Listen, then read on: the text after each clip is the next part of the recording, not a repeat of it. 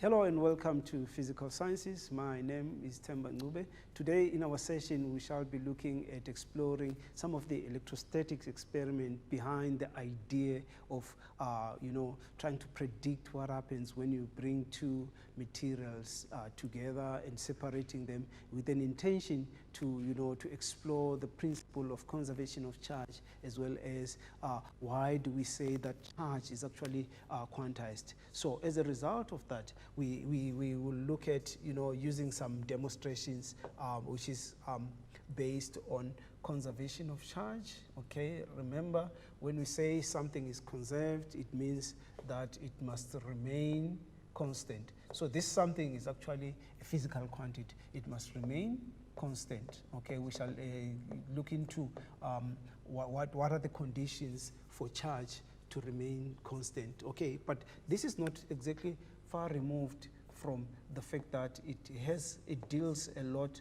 with what we mean when we say charge is quantized. This has to do with determining the magnitude of charge. Okay, it has to do with determining the magnitude of charge, right?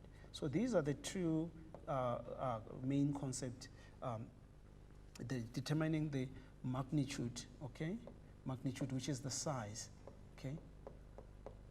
Okay, so the word magnitude will be alternatively substituted with the term size. It means one and the same thing, right? Okay, now in an experiment, remember the idea is to verify an existing or a non-scientific fact and maybe get some sense in terms of facts to say, okay, what kind of conclusions can we draw?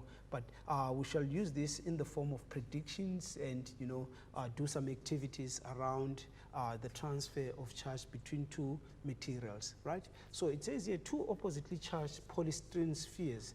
Now these polystyrene spheres are your typical materials that could be thought of as insulators. Okay, they are suspended on a thin thread. Okay, predict what happens to the spheres. So we've got two oppositely charged. If it says oppositely charged, it means one may be positive and the other one is negative. So whichever comes first, it doesn't matter in terms of the order, but there are unlike charges. So opposite suggests that the charges are unlike. So unlike, it means positive, negative, or negative and positive, right? Okay, and then the key words in terms of language, because when you talk terminology in science, that's a very, very important aspect of science, because science in its own is a language. So the words that we use, or the terms, the terminology that we use in science may carry a different meaning in a different context. So it's very, very important to understand the terminology. And in terms of definition, remember, the examination guidelines are our point of reference to say what is acceptable in terms of definition. Remember, the key words in the definition must also be used in the correct context. What I mean by that is that if you read a definition, for argument's sake, it should convey the correct or the intended scientific meaning. Sometimes you may have the correct keywords, but if the word order in which you put them or present, then it leaves us with no scientific meaning. So you need to be very careful about that. So what are some of these terms that are important for the purpose of today's discussion, in as far as a quantization of charge as well as conservation of charge, right? The first term is isolated system. Okay, so an isolated system is, whatever will be given or described, we'll think of it in terms of the net charge in this context, to say if a system is isolated, what we have at the beginning is actually what we must retain at the end. So there is no external interference, from others. So the only two materials that carry the charge there are the polystyrene, are those insulators. So the insulators, okay, or the materials, okay, given in the scenario, okay, are the only ones, are the only objects, okay, are the only objects that carry charge, okay. So we're trying to break this down with in terms of, you know, the context. So the isolated system, the only charge is what we've been given. So there won't be charge going out of that system or charge coming into the system. Hence, we'll say that the net charge will remain constant. And when we talk about net charge, we're talking about the total charge in that system, okay? So we talk about the total charge. Now, the two key concepts again is around the law of conservation of charge. What does the law of conservation of charge say? It says that in an isolated system, okay? So in an isolated system, okay, the net charge remains constant, okay? So the net charge or the total charge remains constant, okay? And this is only possible during a physical process, okay? So this is during a physical process, okay?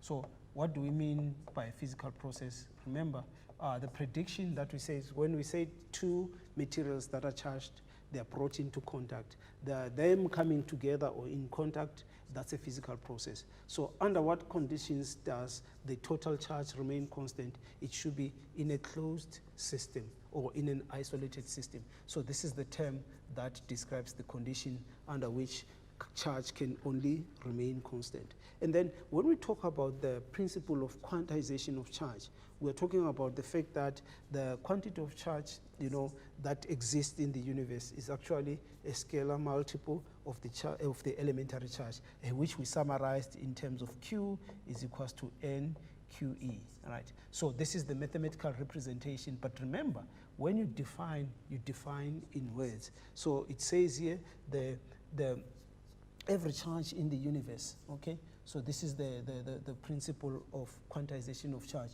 It says every charge, okay, in the universe, okay? So any charge that exists, any non-charge, that's what we are talking about, okay? So in the universe, right, is a scalar multiple or is an integer multiple, right? Appropriately, it's an integer because it's a whole number, okay? It's an integer multiple of the elementary charge, okay? So the elementary charge is actually the charge of a single electron, okay?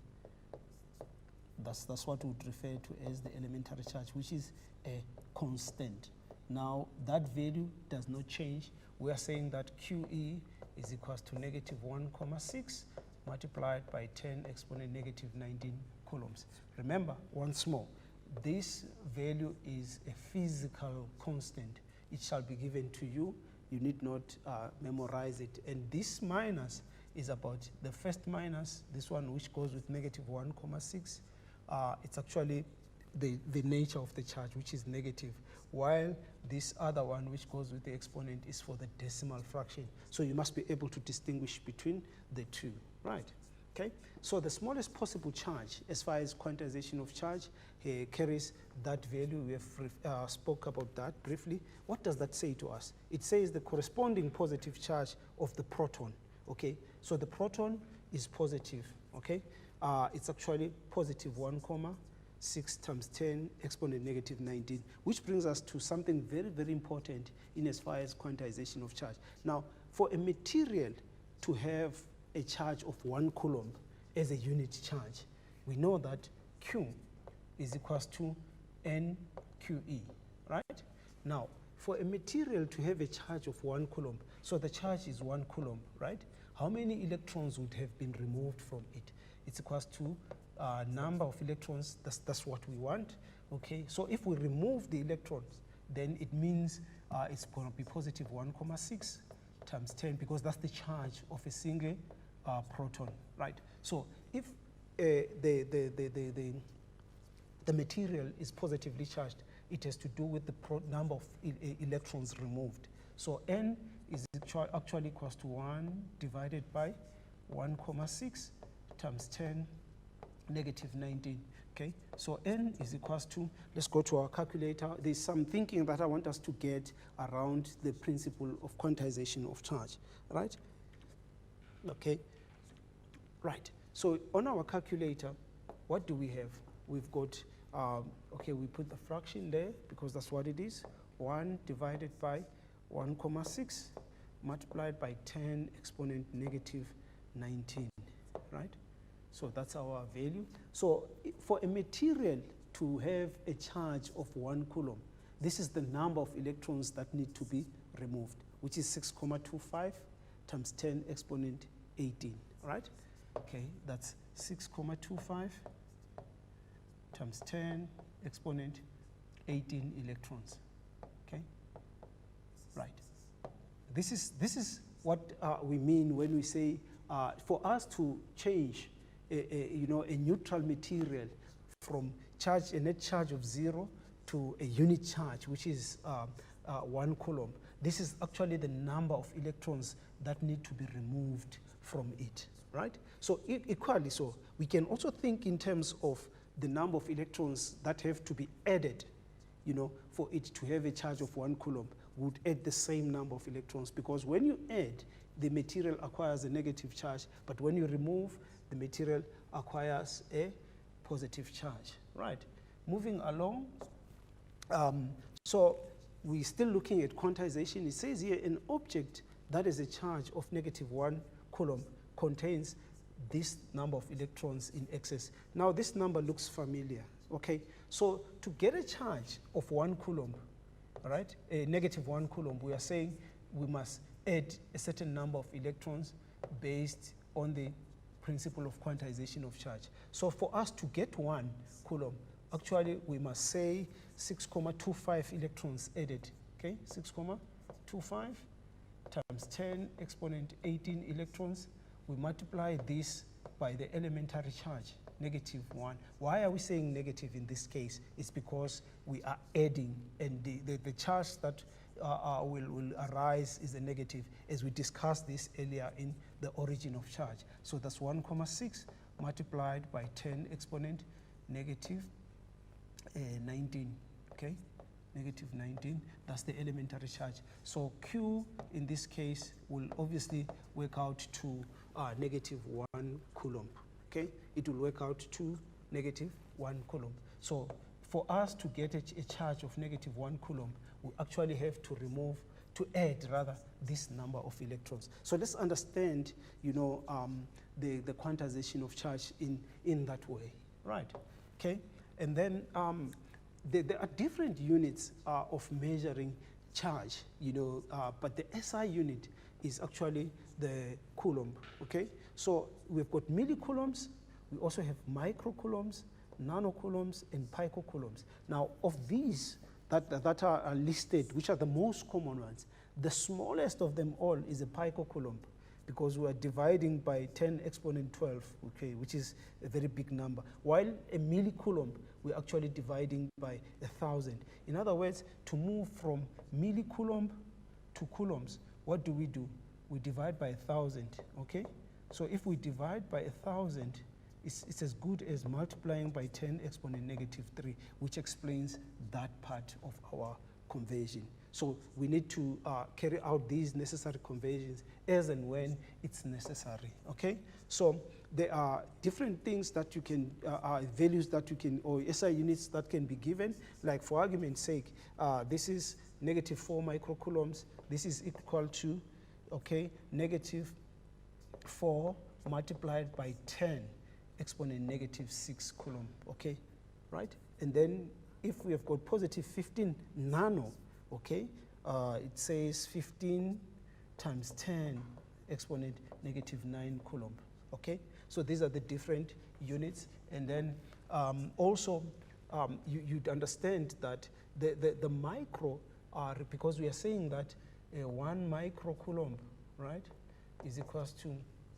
1 times 10 exponent -6 coulomb, while 1 nanocoulomb is equals to 1 times 10 exponent -9 coulombs. So this reduces to 15 multiplied by 10 exponent negative 9 coulombs. So the conversion is from nanocoulombs to coulombs, while on the other hand, negative 4 times 10 exponent negative 6 coulomb. So the conversion is from microcoulombs to coulombs, which is the SI unit. Having said that, we shall explore, a number of scenarios which involve quantization as well as conservation of charge. For now, let's take a short break.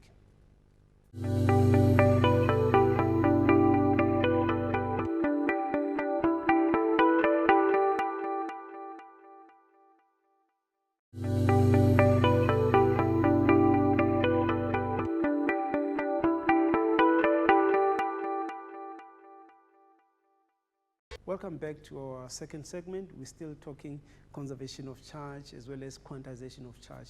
As far as the two, concepts in, interaction of charges, we are using insulators. They come into contact, we separate them, and we want to predict. It could be in the form, of a positive and a negative, a positive and a neutral. We'll try and explore different, possibilities in as far as, the far-reaching implication of, the principle of conservation of charge. So we're still talking conservation of charge, which cannot be separated from the fact that charge is actually quantized, right? So meaning that when charge is quantized, we are saying that we want to determine the magnitude of charge. So that's the basic, idea. So we've got two oppositely charged. We've mentioned that these oppositely charged insulators, okay, one is positive and one is negative. And then the thin thread does not allow the charge to be transferred, outside. So the total charge is actually between these two oppositely charged polystyrene spheres. Now, in terms of prediction, we want to understand the science as to what exactly happens in terms of charge during that physical process. Right. Now, these two charged objects are attracted to each other. Okay. Let's call this one Q1 for argument's sake. Okay. And then let's call the negative one Q2, as in charge 1 and charge 2 respectively. So we want to understand what happens here, but remember, we know that opposite or unlike charges attract, okay? Opposite or unlike charges exert a force of attraction on each other, ne? They attract each other, okay? So in other words, there is a force exerted by Q1 on Q2 towards Q1. And then there is a force exerted by Q1 on Q2 in the opposite direction. But what is essential here is that they tend to pull together. Remember, a force is a push or a pull. So actually, the force on Q1 is by Q2 towards Q2 because it's an attractive force. So we know that one thing for sure, because these are charged materials, they exert a force of attraction on each other. So there is attraction there between the two. Okay, it goes without saying. And then if we bring them together on contact, and then this contact is what we would refer to as a physical process. Okay? So this is a physical process. So during contact, remember, the Q2 is negatively charged, while Q1 is positively charged. Okay? So Q1 is positive. Now there is a transfer of electrons between these two. Now these electrons are moved from Q2 to Q1. Why? Because Q2 has excess electrons. Okay? Q2 has excess electrons. Okay? While Q1 has excess protons. Okay? Has excess protons, which explains why Q1 has got a positive charge, right? And Q2 has got negative charge. So the transfer is actually with respect to electrons, all right? Now, as they transfer this charge, the charge is shared equally. So if we go back again, we know that the other one is +4 microcoulombs, while the other one is -10 microcoulombs. So the net charge in this case, in this closed system, Q net is equals to Q1 plus Q2, right? So the net charge in this case becomes, because the other one is plus 4 and then minus 10, it means this is equals to negative 6 microcoulombs. So this is the total charge in this system. So before they were brought into contact and after they were brought into contact, the net charge must remain the same, right? Okay, so if the net charge remains the same, after making contact, they've shared this excess charge equally. So after making contact or during that process of coming into contact, they actually share charge equally, okay? Charge is shared equally, okay? Let's highlight that because it's very important. So charge is shared equally. Now we're talking about excess electrons in this case. They are shared equally. Now if you come to think of it, the new charge on Q1 is now negative 3 microcoulombs, while the new charge after contact on Q2 is also negative 3. So now these two materials have got identically charged. They're identical in every sense of the word in terms of the quantity of charge that each one of them carries. But now there is because now they are equal in terms of charge, now they are identical, they are like charges. We know that like charges exert a force of what? Of repulsion on each other, okay? Like charges repel each other, okay? So this is what is happening now, because both of them now are negatively charged, okay? But again, to show you something again that is very important, Q net is still equals to Q1 plus Q2, which means it's negative 3 plus negative 3, okay? Which is still negative 6 microcoulombs. So our net charge before and after contact has remained unchanged. Hence we talk the term conservation. All right, okay? Now, we also want to understand something, okay, which is very important, okay, in terms of the number of electrons that were transferred, right? So we know the principle of quantization of charge says Q is equals to number of electrons lost or gained, okay, multiplied by the elementary charge. And remember, the elementary charge is a constant. It's negative 1,6 multiplied by 10 exponent negative 19 coulombs, all right? So there was transfer of charge from Q2 to Q1, right? Now, the new charge in each one of them, which is identical or which is also equal, is negative 3 times 10 exponent negative 6 coulomb, okay? We've already carried out the conversion there, right? So if we talk about the net charge, we're talking about the sum of the negative 3 microcoulombs for Q1 and Q2. So the number of electrons transferred, if we can make that in the subject, it's going to be the change in charge. Let's take, for example, Q1 divided by the elementary charge, okay? The change is final minus initial. The final charge for Q1 is negative 3 times 10 exponent negative 6, okay? Minus the initial charge of Q1, which was plus 4 microcoulombs, which is 4 times 10 exponent negative 6 coulombs, okay? We divide this by the elementary charge, which is negative. Why are we using negative? Because Q1 gained electrons. It became more negative. In other words, it became less positive. So which is negative 1,6 times 10 exponent negative 19, right? So we can actually get the number of electrons that were transferred between those two, right? So the number of electrons transferred, we can go back to our calculator, clear that, right? It's negative 3, okay, times 10 exponent negative 6 minus 4 times 10 exponent negative 6. We divide that by the elementary charge, which is negative, okay, because Q1 gained, times 10 exponent minus 19.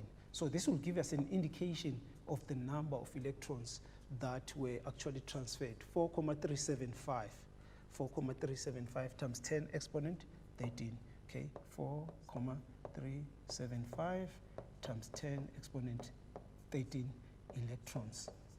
So if this is the number of electrons that were lost by Q2, this is actually the number of electrons that were gained by Q1, which is actually the number of electrons that were transferred, right? Okay, we're still looking at that. Now, we have got two oppositely charged. We're still talking about the same experiment, okay, which says to us, okay, the first, or the new charge on the spheres, we've managed to determine the new charge, and we've said that Q new is actually equals to Q net, okay, divided by 2. All right, so this is actually the new charge, which is based on the net, of which the net we agree that it's -6 microcoulombs, right, divided by 2, because charge is shared equally. This gives us -3 times 10 exponent -6 coulombs, which is like, in other words, -3 microcoulombs, right? This is the new charge each one of them will have after separation, right? Okay, now we've managed to do that, okay? Now, we've got a different scenario altogether, okay? Just to go once more over the steps that we took in terms of predicting what happens. So we've got two insulators, they carry whatever charge, be it like charges or opposite charges.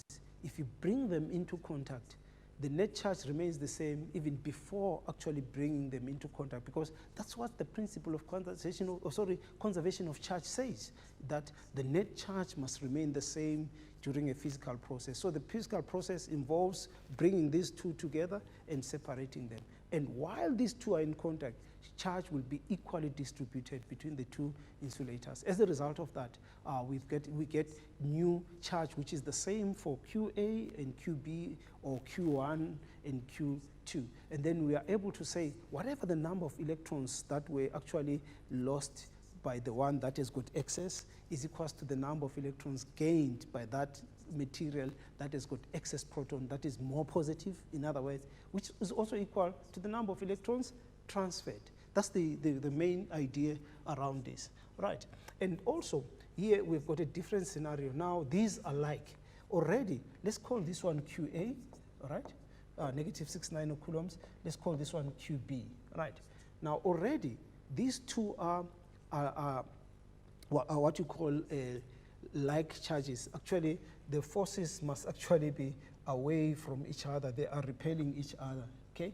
Not exactly attracting. So let's just correct that, okay? So there's a force, but these arrows, they're saying that we put them together so that they make contact. So these arrows are actually saying they must put them, they must come into contact. But we know before they make contact, they tend themselves to repel each other, because these are like charges, right?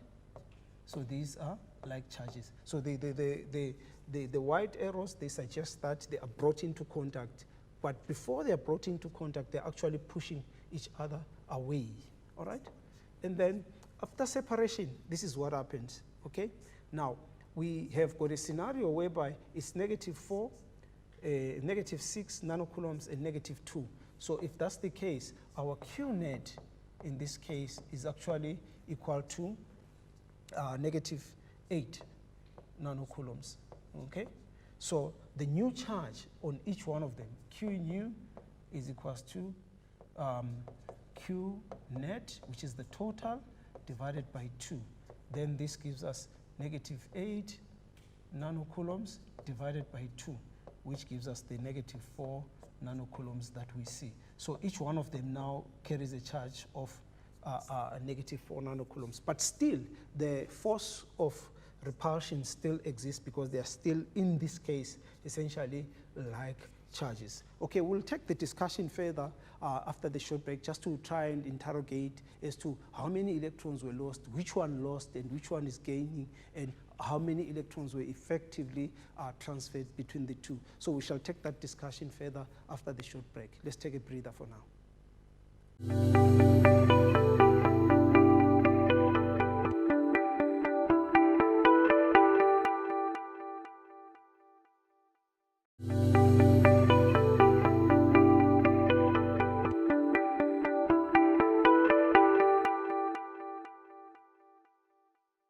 back to our final segment, we're still discussing, the conservation of charge, as well as the fact that, once charge remains constant and two materials are involved, there is the transfer. And the transfer actually speaks to the quantization of charge, which has a lot to do with the number of electrons either lost, gained, which effectively talks to the number of electrons transferred between two materials during a physical process, which is the contact. Right. Now, we're still talking about this scenario that after separation, they retain a same amount of charge. And you'd realize that the force that acts on, we say this one is QA, and then this one is QB.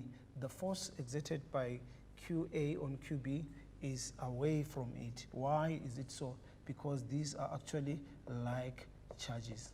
Okay, so the idea of the force as a vector is very important, because we know that charged particles or charged materials, they exert a non-contact or a field force on each other, and the force could be in the form of attraction or repulsion. Now let's shift gears a little bit and look at a different scenario altogether. And you'd also realize that the units, they keep changing. But in this scenario, based on our prediction, something's going to be a little bit different, because we want to predict, once again, what would happen if a charged object is brought into contact. So we can't talk polarization here, because there is contact. So transfer of charge will actually take place. But this other one is neutral. So let's call this one, let's label this one Q1 and this one Q2. So what's the difference between Q1 and Q2? Q1 is negatively charged. It has got excess electrons. Okay, why? Because it's negatively charged. Then Q2 is neutral. It has got a zero net charge. What does it mean? It means the number of electrons on sphere Q2 is equal to the number of protons, hence the net charge is zero. But it doesn't certainly necessarily mean that it does not have charges. The net charge on Q2 is zero. So there are no excess electrons, no excess protons. Why? Because the number of protons equals the number of electrons. Okay, that's the main thing, right? Of protons is equal to the number of electrons. Okay, that's the main thing around a neutral material, and it speaks a lot about the origin of charge, as we had in our earlier discussions. Okay, so here the net charge is definitely going to be Q net, okay, just to put it out there, is equals to Q1 plus Q2, right? So Q1 is negative 9 millicoulombs plus 0. This gives us what? Negative 9 millicoulombs. So that's our Q net, right? So as long as this is a closed system, the net charge is not going to change before or after the physical process has taken place, right? And then after separation, this is what we have, okay? Now, remember, the moment they start to share charge, one that has got excess electrons, if you can quickly go back to that, you see this one has got excess electrons, Q1, okay? So that's why electrons are transferred from Q1 to Q2 during that physical process. Now, we are saying that now that they are identical, or now they are alike charges, they would exert a repulsive non-contact force on each other, okay? But still, we maintain that Q net is equals to, okay, that's still our Q1, and then that's our Q2. Our Q net is negative 4,5 plus, okay, negative 4,5, okay? It takes us back again to negative 9 millicoulombs, okay? So that's our Q net. So our Q net has not changed, okay? Right, so it means the principle of conservation of charge is still valid, or still holds in this case, right? Now, what are we saying in a nutshell? We're saying that the law of conservation of charge states that the net charge, so the net charge is one of the key terms, okay? It should be in an isolated system, remains constant during a physical process. Okay, so and we know that for us to obtain, the new charge during a physical process, which is the same. This is the same as saying Q net divided by 2. Okay, because Q net is the sum of the two charges that are interacting. So this is actually the main idea in as far as conservation of charge. All right. Okay, we understand that. Now let's look at a typical problem and discuss the approach around it and how exactly we apply the principle or the law of conservation of charge as well as quantization of the charge, because we've put it out there that the two actually cannot be separated. Okay, it says two spheres touch. That's a physical process. There is contact. So once they touch, we are saying there is what? There is contact between them. And immediately we talk about contact of spheres, whether charged or not, we can talk about the transfer of charge, right? Now, which is the electrons. So the one charge is +4 microcoulomb, and the other one is -10 microcoulombs. They are separated on the charge on each sphere is -3 microcoulombs, okay? Determine the size of charge transferred. Determine the size of charge that is transferred. We want the number of electrons or the amount of charge that is transferred, okay? So we know that the law says Q is equals to N QE, right? So that's the principle, okay? So the change in charge is actually equals to the number of electrons transferred multiplied by QE, right? So we can determine the number of electrons because we are able to tell, okay, initially it was, one of them was that, okay, if that's our Q1, okay, and then maybe this one is our Q2, and then this is the Q new on each one of them. This is after separation. So what are we saying here? We are saying that the number of electrons that, which is the actual charge transferred, that's the charge that's transferred, is equals to delta Q over the elementary charge. Now, let's use for argument's sake Q2, okay?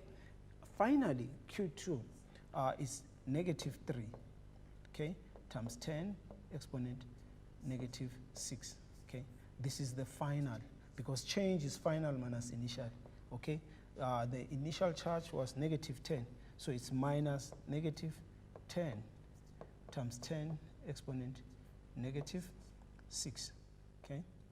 We divide this by the elementary charge, which is, because Q2 has got excess electrons, it's the one that loses, so it becomes less negative or more positive. Hence, we'll ignore the negative in the elementary charge value and put 1,6 times 10 exponent -19, right? So here we are actually going to get a value that is positive because we can have a positive number of electrons. So the number of electrons transferred can be calculated in that way. Let's go to our calculator now, okay? From the calculator, okay, if we clear that, that's a fraction, okay? We are saying -3 times 10 exponent -6 minus, okay, minus 10, okay, times 10 exponent -6. We close that, and then we divide by 1,6. We ignored the negative because the Q2 is the one that has got excess electrons. In other words, that's the one that loses during the transfer. So this is the exponent -19. Okay, what does this give us? We go to our calculator, 4,375. Now that value looks very familiar because it's the same number of electrons that we calculated earlier on in terms of the number of electrons that were gained by Q1. So 4,375, okay, it's 4,375 times 10 exponent 13 electrons that were lost by Q2, right?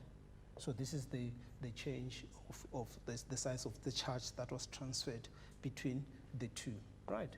Okay, so determining the number of electrons, we've done that. It's always about the quantization of charge, which is N is equals to change in charge divided by the elementary charge. So that's the big idea in as far as the the fact that charge is quantized. So the change in charge of both Q1 and Q2 during the transfer has to do with the number of electrons that were transferred. That's the main idea in as far as this problem is concerned, right? Okay. Now, in summary, what are we saying? The number of electrons transferred between two objects is based on the law of quantization of charge. So, number of electrons, okay, number of electrons lost, okay, is equals to number of electrons, okay, number of electrons gained, okay. This is also equals to number of electrons transferred, right? So for the charge to remain constant, the net charge to remain constant, what is lost during the transfer must be equals to what is gained. That's the big idea in as far as this problem is concerned, right? Now, let's look at some of the, real life applications of electrostatics, because electrostatics, in a broader sense, deals with forces, deals with charges. Now, what is it that we already know? We know that like charges, they tend to repel each other, while opposite or unlike charges tend to exert a force of attraction. Now, you'd wonder, in terms of everyday life application, how does this all come together as far as electrostatics is concerned? We are saying that, take for argument's sake, the photocopier, the ink has to be, during the printing or photocopying, the ink has to stick on the piece of paper. So if the ink is charged opposite to the paper, it means that the ink droplets can easily stick onto the paper. So the issue of the photocopier it also actually has a lot to do with the application of electrostatics. Also in industry, you think of spray painting. Spray painting, printing, uses more or less the same idea. The paint droplets are charged opposite to the body of the car. So once it sticks onto the car, that is made possible due to those non-contact, okay, non-contact electrostatic forces that exist between them before they even come into contact, okay? Non-contact electrostatic force. But in this case, in both cases, it's actually attraction, okay?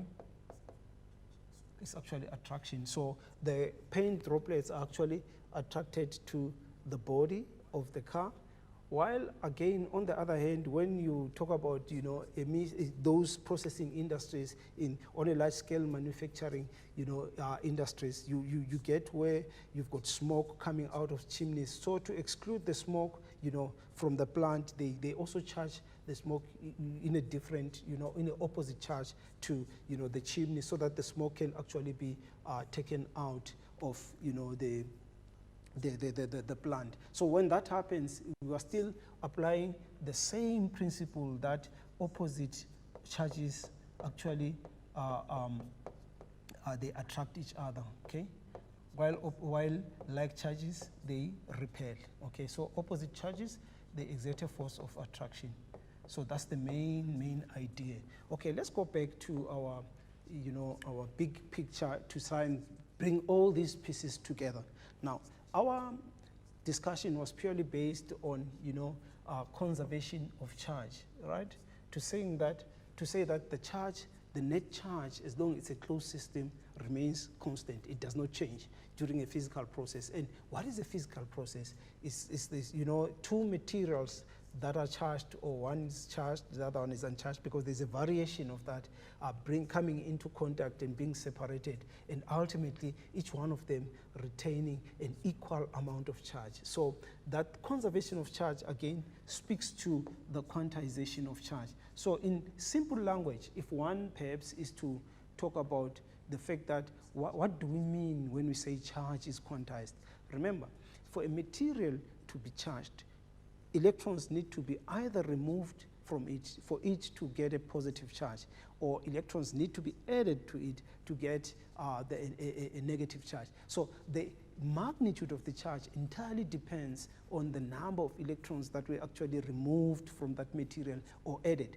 Okay, so if the greater the number of electrons removed from a material, the more positive it becomes. Okay, so it has got a greater positive charge than a material which has got a comparatively lesser number of electrons removed from it. And similarly, if we were to consider a case where electrons were being added to a material so that that material attains or has, achieves a negative charge, the magnitude of that negative charge is not the same because it depends on the number of electrons added. So the lesser electrons we add, the less negative it becomes. Okay? So if we add a lot of electrons, it has got more electrons in excess, then it is even more negatively charged. That's the big idea for us to say what it means when we say that charge is actually quantized. Right? So we also looked at the non-contact forces, because where there is charge, there are forces involved. And these forces are either attraction or repulsion. And the materials that are involved, we spoke of conductors and insulators. So this brings it all together in terms of what exactly happens when charged materials interact with each other. Having said that, I think we kind of get the gist of how all these little bits, come together to make the big idea of what exactly is involved in electrostatics. Hopefully that makes sense, okay, because we discussed quite a lot of concept. But I think because of time constraints, we shall call it a day for now. I hope it made a lot of sense. But the idea is to bring all these pieces of the puzzle together and create that understanding that is much needed. So for myself, Themba Ncube, is cheers and bye-bye for now.